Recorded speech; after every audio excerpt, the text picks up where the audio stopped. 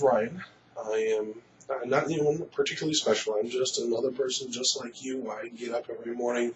I go to work. I have a family. I come home. I make dinner. Take out the trash. I mean, I am another person. But the one thing that makes my life special and that makes my life worth anything is particularly the fact that I have chosen to place my hands in the life of Jesus Christ, specifically his death for me. Now, if you're not a follower of Jesus, I know you've probably heard this many, many times. You know, come to Jesus, follow Jesus. I've given my heart to Jesus. What is all of that? I know it's questions. It may sound ridiculous to you, and I understand that. But just understand that there is something you cannot know, something that is outside your understanding until such time as you finally do give in and actually give your heart to Christ, give your life over to Him. Um, there are plenty of places that can explain to you how to do that, and I might actually get to that at the end of this video here. But what I wanted to do today is just present to you a story of my life, how I got to be where I am today, why I made the decision to put my life in the hands of Christ, and maybe see how it fleshes out from there. I've not rehearsed this video. I wanted it to come directly from the heart. So that's what I'm planning to do with here. So if you can give me a few minutes, I'll give you a real quick rundown of who I am and how I got to be here. My walk started out in my youth. Essentially, I had parents who divorced early, broken home kind of situation, traveling from one parent's house to another on weekends. And during the time that I spent living with my mother, she was my primary caregiver up to my early teens, one of the things that she always instilled in us was that God was important. Now, there wasn't a whole lot of extra explanation that went with it. We went to church every Sunday, and it was just understood that it was something that was important in your life. Well, there was one day at church where the pastor had given a particularly moving sermon, and I'm 12 years old, so whatever he was speaking about. And today, honestly, I couldn't tell you what that sermon was about, but something moved me, something in my heart it stirred, and it made me understand that accepting Christ was the next logical, most important thing that I can do. So at the end of the service, he offered that anyone who wanted to give their life to Christ could stay after, and I asked my mother as we were leaving if I could stay, and she went, "Oh yes, of course." So I went in there, and at age 12. Gave my life to Christ. Essentially said that yes, I do want to be a follower of Christ. I do want to have His atoning death on the cross to be in place of mine. The early conversion there was but a base for what became the saving grace for later. Considering that I had the home where there was travel back and forth, there was a situation where I ended up moving with my father, and while things were going all right for a short period of time, he had spent most of his time without his children there every day, and so things got strained when reality finally came down, and insofar as that was the case all the way up to that point, and I'm talking maybe up to age 15 or so, I had been, the quiet guy, the guy who got straight A's all the time and never did anything bad, and it seems silly to think about it now, but at the time it was just merely a decision, a thought went through my mind. Here I am, I'm 15 years old, and I'm in high school. I've never been to a party. I've never drank, never smoked, never done anything outside the norm, really. And I made the decision one day, it seems silly looking back, but I made the decision one day that I wanted to see what a party was like. And I wanted to see what it was like to kind of go on that other side. And so I did. In short, I started hanging around with some folks that were in that lifestyle, and just kind of got drawn more and more into it. I don't by any means blame them, and I want to make that clear. All the decisions that I made on my own. It was not a matter of coercion or anything like that, but rather the getting into the group, and seeing that it was kind of like a family. Most of the people in this group were coming from situations like mine, where there was not a stable household, and situations with parents were not the traditional Aussie area type home, and oftentimes there was a lot of difficulty in those homes. And so, rather than looking at that home as being their family, they looked upon each other as family. And as things got more and more difficult at home for myself, I gravitated more towards this family environment. This was the family unit that I didn't currently have and that I was missing. And so that became my family. Even to this day, I can count maybe one or two that are still very good friends of mine. Um, Insofar as the way things have gone, they are not followers of Christ, but they know that I am. And at times it has caused some friction, but it's not something that I push at them, that I throw in their face, that I grind them down, saying, in order for you to know me or to be in my presence, you must bow before Christ. That's not the way things are. They understand that I'm going to talk freely about Christ, about my life, about the things that I have enjoyed, things that have been difficult for me. We're friends. We talk like friends. Um, but it's not something where I'm considering myself better than they because I have chosen the way of Christ. It is with my heart completely that they should choose to go that way. I would find it difficult to go into eternity, at least for a time, understanding that they would not be there with me. It is my sincere prayer, that they will come to know Christ, and that they will join me in eternity, forever in His presence. And but moving on from there, the situation essentially ran that way. I started drifting off on my own things, drinking, parties, drugs of most every sort. I think by the time I was 16, before I even had a vehicle, I was downing fifths of vodka in a night without any thought whatsoever. Um, so things got relatively rough for a while, and even then, that wasn't the turning point for me. Yeah, I still considered it as part of just my life. That was just the way things were.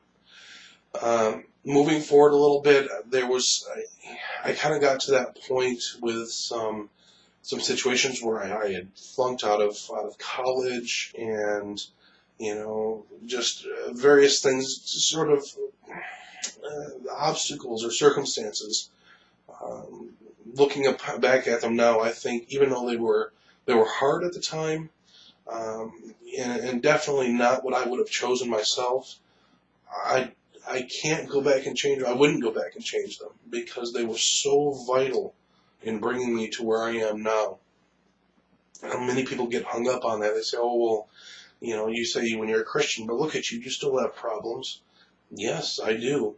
Every Christian does. It's being a follower of Christ does not instantly guarantee you a perfect life. Absolutely not. In fact, it's said in the Bible, and Jesus admits and tells his followers that you will face trial, you will face persecution. That's not something you jump into because you want to have everything perfect. But all of that persecution, all of that trial, all of that trouble, it is it's nothing compared to what you get in return. And I'm not just talking about what's promised in the afterlife. Forgive me, I have a bit of a cold, so bear with me a little bit. I'm not just talking about the eternity in the afterlife. There is so much you get, and I hate even saying it like this, but there's so much that comes from being a follower of Christ, where the blessings will come down upon you. Things that at the time may not even seem like a blessing. The situations, like I said, that were difficult, I wouldn't go back and change them, even if I had the opportunity to, because they were so vital and they taught me such an important lesson. I can look back on those as forms of blessing now. And but insofar as that, I'll just fast forward a few more years. Now I'm in my early 20s, and I've gone about as far out as I can. I am now essentially homeless. I'm living literally in an abandoned house. Sneaking food from stores to feed myself, buying jugs of water to clean up for my third shift work job that I had, and spending pretty much everything that I made on drugs just for the sake of blinding out the harshness of it, of living that way. Well, there was one day that I and some of the friends that I knew, some people I knew, we had decided we were going to go out and go to Lake Michigan. The whole idea was just to go out to the sandbar and jump waves. It was a hot day. A trip to the beach sounded like the perfect getaway for the day. Well, one of the first things that we ran into as a problem is we had spent most of that morning looking for some weed, some pot. We were trying to find something just to kind of make the day even more exciting and more colored or whatnot with the tone of the day. And we couldn't find any. We tried and tried and tried and searched out people and places and things that we knew, to no avail. And I look back on that as another one of those blessings. Because if we had, and given the situations that came about after that, I wouldn't be here speaking to you today. I can almost guarantee that I would not be sitting here speaking to you right now. But out of his fortunate blessing, I did not get any of that. We went straight to the beach and got in the water, and the very first thing that happened was we just went out to the first sandbar. We got past the deep end, it got deep, and then it got shallow again. We got to the first sandbar. And we're jumping waves, and then we go, look, there's another sandbar. So we go out further, went out to the second sandbar. And we're jumping waves. And on one wave, I saw it coming up, and I jumped up, and when I came back down, there was nothing beneath my feet. It was a sheer drop-off. In my time of jumping, I had worked my way to the very edge of that sandbar. And one more jump landed me in the deep end of where Lake Michigan actually began. And now, I've taken swimming lessons. I'm not a huge swimmer. I never have been. It's just one of those things that, for me, was sort of a secondary thought. I didn't really give much thought to it. You went to the beach, but normally you stayed in a shower, and swimming wasn't really required. And so for me, naturally, first thing was panic. When I had nothing beneath my feet, and I dipped under with the speed of going back from that jump. Now water was above my head. I wasn't prepared to go under, and so I had no air in my lungs. Well, in the struggle, got myself back up, got a little bit of air, and my mind took over for a minute and said, "Okay, float on your back."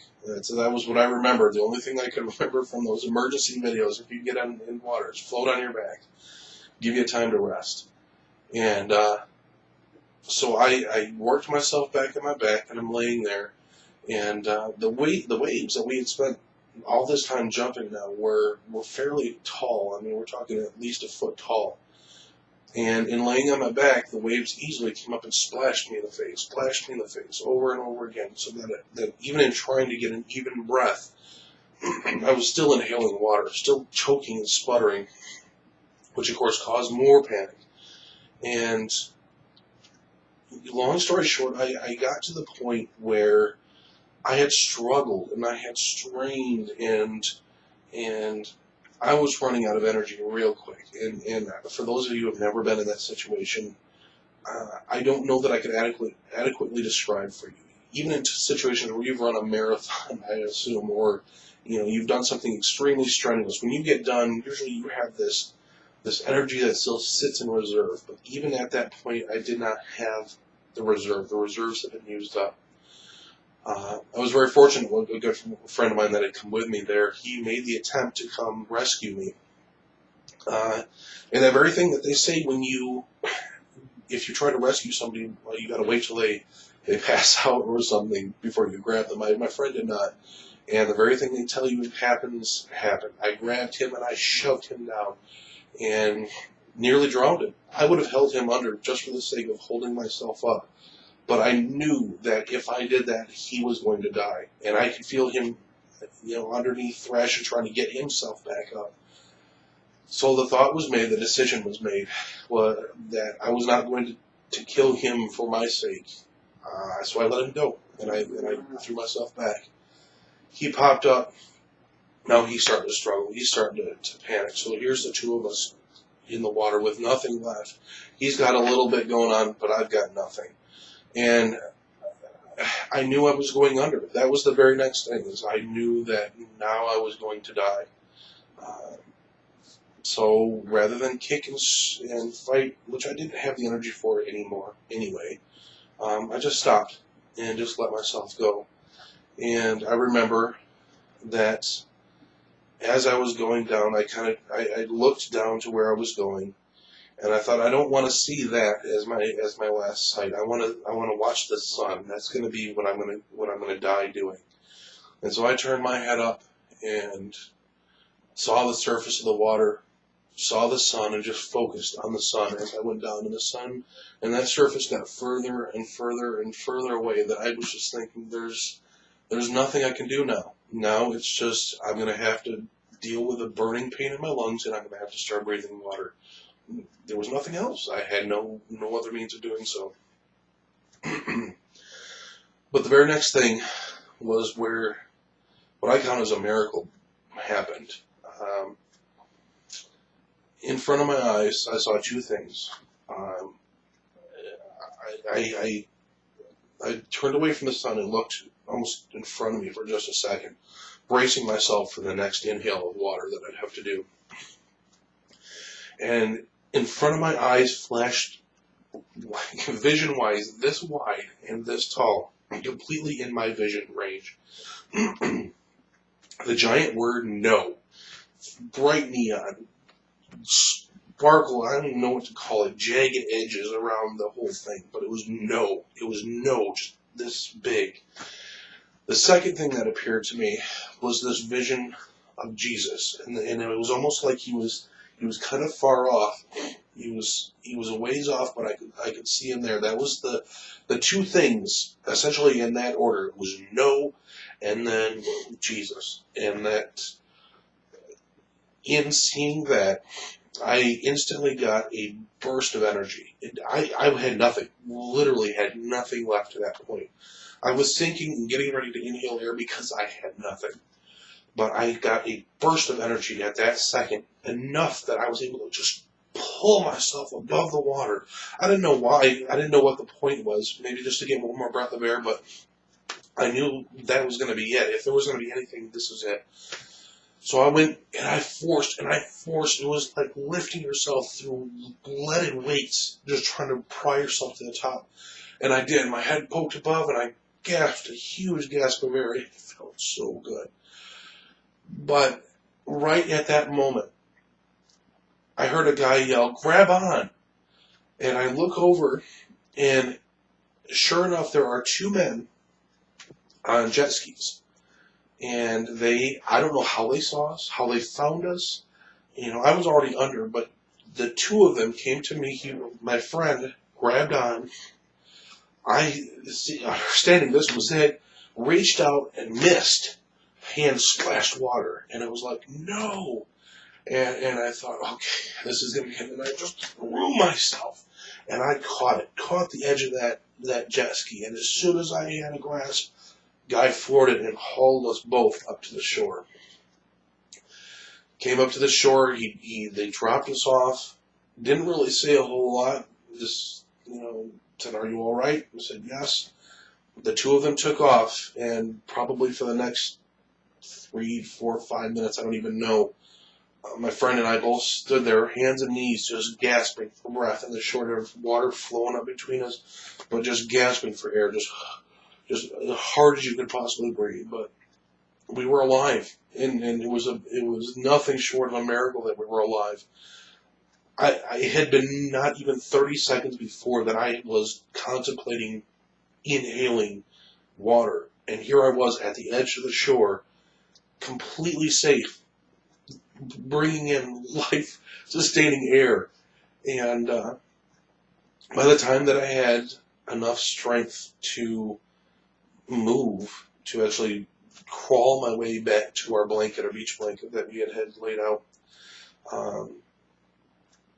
I looked and I didn't see the jet skiers anymore.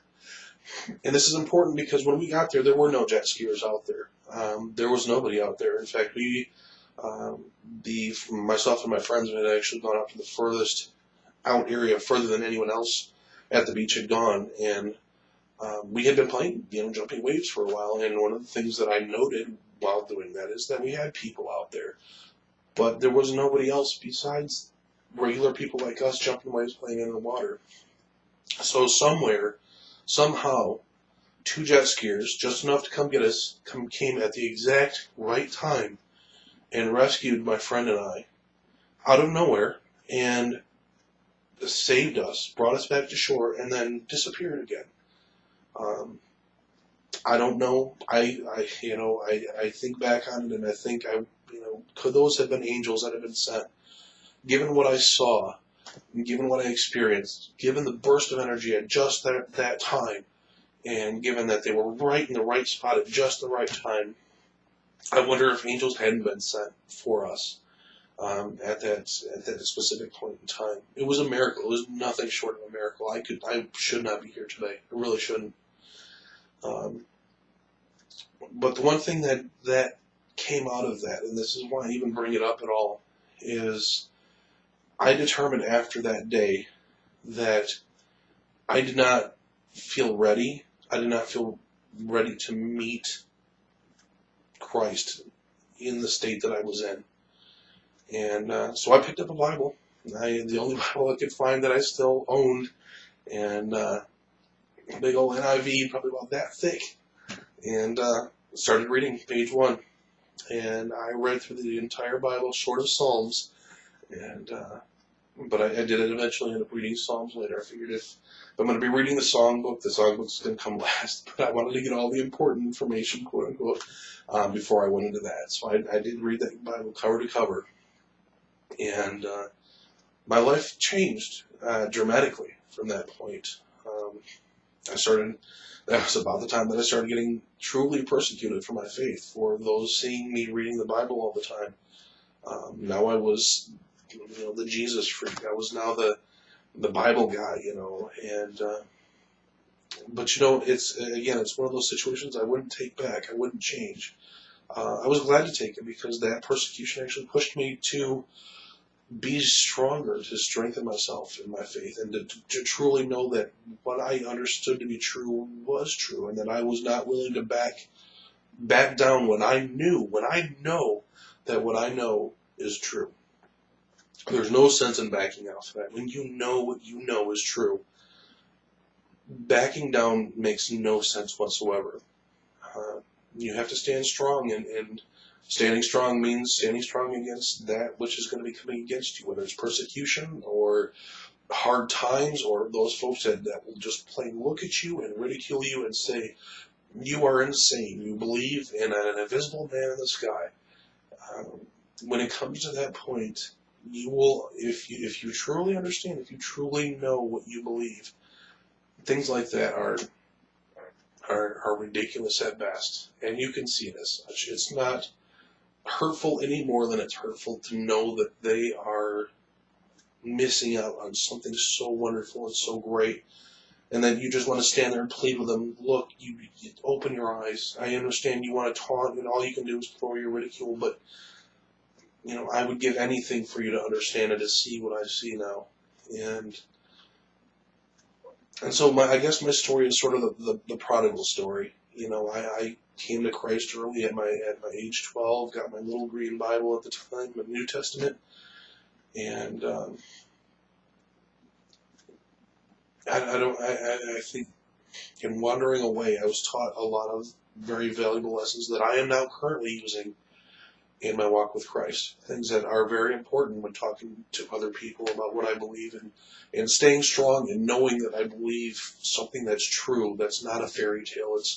It's the most logical, intelligent thing that you can understand in this planet. You may be told that otherwise, that if you don't believe in evolution, or if you're not an atheist, if you believe in a God whatsoever, that you're absurd. There's something absolutely terribly wrong about that. There isn't. There truly isn't. It truly is the wisest, most intelligent, most loving, most understanding thing that you can possibly know. And that does no justice even to the fullness of it. I did want to read two things. I know, again, and I'm speaking to those of you who may not be Christians at this point. I want you to hear something. I know you probably hear Bible verses thrown around wildly at you. You may not understand what they are or what they're talking about. If we say Romans 5:8, what are we talking about? What's 5:8? Where are we coming in from that? But put that aside for the time being and just listen to what the words I have to say are. You may not understand them, but that's not a bad thing. That's a starting point for you. Go find out. Go find out what I'm saying if you don't understand. But I'm going to read some of these real quick here for you. This is my Bible. I've had this Bible for many years. Got this from my mother, New King James. You can see I've got much study in there. All these tabs are questions and things that I've researched. But there are a couple passages that I wanted to give you today. And by a passage, just a piece out of the Bible is all. The first one is, like I said, Romans 5:8.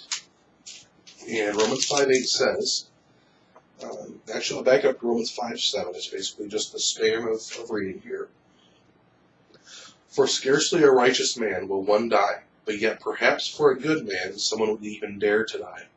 But God demonstrates his own love toward us, in that while we were still sinners, Christ died for us. While we were still on the outs with God, he gave his life for us to take on that which we could not fix. For scarcely a righteous man. I know a lot of good friends. I have friends that I would take a bullet for. But these people are not, they're not perfect. And by my putting myself in their place, I'm putting imperfection in the place of imperfection. Nothing special is happening there. But God himself deemed that even though there's imperfection there, that the only way that that person could truly be released from that, whether it's now or in some future means, was by coming in while they were still not right with him, not right with perfection, and taking their place. That's Romans 5, and it's actually 7 through 8. Again, I'll read it. For scarcely a righteous man will one die, yet perhaps for a good man someone would even dare to die. But God demonstrates his own love toward us, in that while we were still sinners, Christ died for us. Now the other one here I have just really quick. 2 Corinthians 5:21. 2 Corinthians, yet just be another book of the Bible. 5:21 being the passage, the area that it comes from. And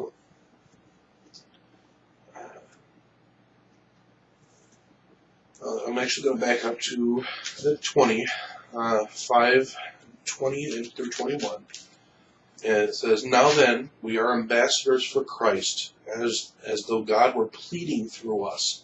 We implore you, on Christ's behalf, be reconciled to God. For he made him who knew no sin, Jesus Christ, to be sin for us, that we might become the righteousness of God in him."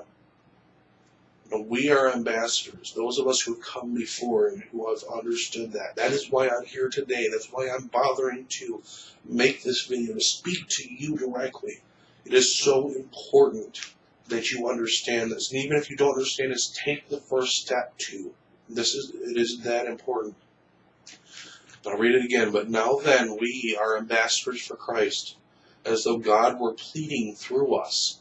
We implore you, on Christ's behalf, to be reconciled to God. For he made him who knew no sin to be sin for us, that we might become the righteousness of God in him." Now, I was getting ready for this, and there was one thing I did run across that I would like to read to you here, if I can see it real quick. If not, if I can't find it very quickly, I will move on. But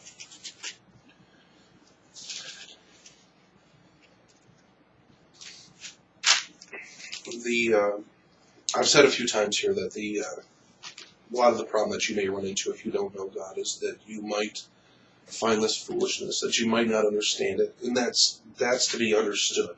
The Bible even speaks of that as well, in many places, but in part here. But even if our gospel, the gospel being the good news of Christ, even if our gospel is veiled, it is veiled to those who are perishing, whose minds the God of this age, that is Satan, the God of this world currently, has blinded, who do not believe, lest the light of the gospel of the glory of Christ, who is the image of God, should shine on them.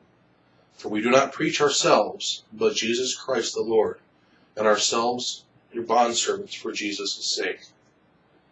For it is God who commanded light to shine out of the darkness, who has shown in our hearts to give the light of the knowledge of the glory of God in the face of Jesus Christ. That being said, I understand if you don't understand this yet. But don't let that stop you. Make that first step. You don't have to shout it on the rooftops to anyone. Take your time. And in fact, it's best if you do. Take that time in person. Take it just some private time. Maybe you have a little time before you go to bed. Maybe you're one of those early folks that I'm not. And you have a little time before you get up in the morning to go to work. Whatever it is, just take a little time and start in His. If you truly wish to know God, the real God, the God who is just waiting for you, if you truly wish to know Him, this is the best place to start. If you truly look for Him, He has promised you will find Him. It's not an if, but a when. You just need to make that first step. He will not force you. He's not going to make you worship Him and put Him in your life. He will not do that. It is your work entirely. You must make that first step. So I implore you, as someone who has made that step and who now has his eyes open to so many things that you just, if you don't know Him, you cannot possibly understand at this point. Please make that first step. Do so. Pick one up. You can find a Bible anywhere. If you need a Bible and it's just desperate for you, find somebody. Find me. I'd be happy to do something for you if at all possible. But start. That's the only thing I can say is start there. I'm not here by any means of my own. I should not be here. Left to myself, I would not be here today. But it is because of Him that I am here today, that I'm able to say this to you and implore you. You don't know how much time you have left. You can walk out your door and head up to the grocery store and be killed in a car accident on the way. You never know. You could have 10 minutes left, and that 10 minutes can be counting down as we speak. Don't let that time pass. Today, now, take that time and go find out what I'm talking about. I'm no one special. I'm just another person. But I am another person that God has found, and that I've made the step to go find God. And we have come together, and it is more than I could have ever asked for. It is the greatest thing in my life, and it can be the greatest thing in yours as well. God bless you. Please search.